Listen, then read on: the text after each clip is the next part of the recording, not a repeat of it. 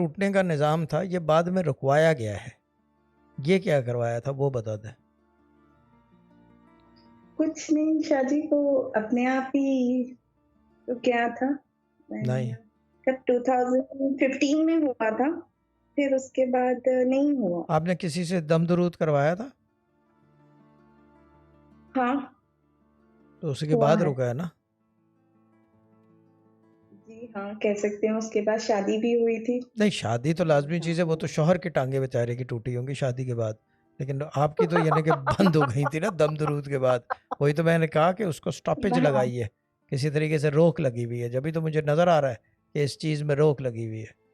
जब मैं बाकी चीज़ें, खुली हुई चीज़ें देख सकता हूँ, बंद चीज़ें खोल सकता हूँ, तो जो चीज़ें बंद हैं वहाँ पे डायग्नोसिस काम आती हैं। तो मैंने ये टांग टूटने का देखा कि ये तो किसी ने बंद कर रखा है, तो बंद ही रहने दो उसको, मिर्ज़ा बलोच खोल दें।